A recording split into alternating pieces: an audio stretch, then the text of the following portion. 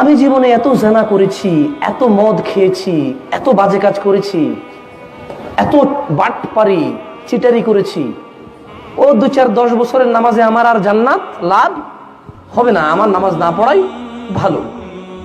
দিনী ভাই, আল্লাহ সুবহানাহু ওয়া তাআলা আপনার মতো গুনাহগার সম্পর্কে বলেছেন কি জানেন?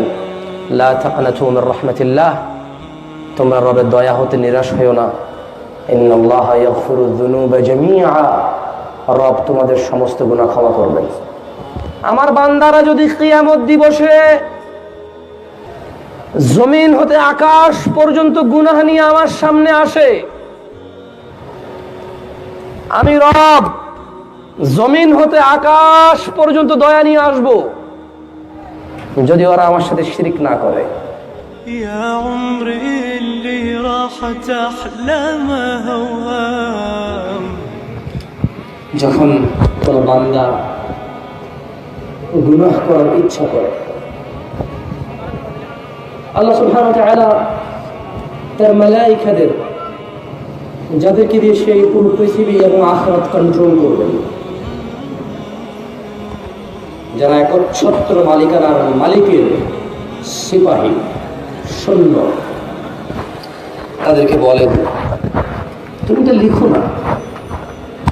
ওরা বলে রব ও তো অন্যায় করবে বলেছে, ভাবছে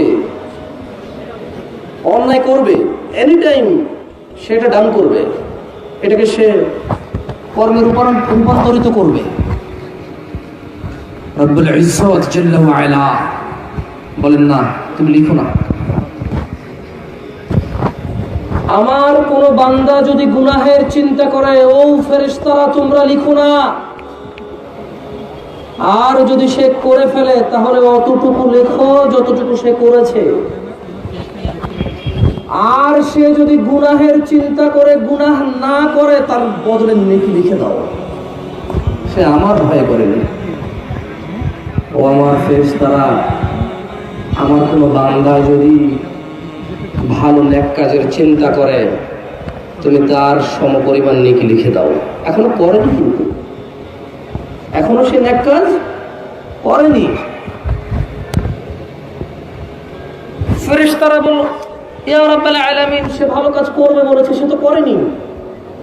রব বললেন, শোনো, আমার কোন বান্দা যদি কোনো ভালো কাজের উদ্দেশ্য করে, নিয়ত করে, চিন্তা করে, শুধু করবে মনে করে, সমপরিমাণ নেকি লিখে দাও।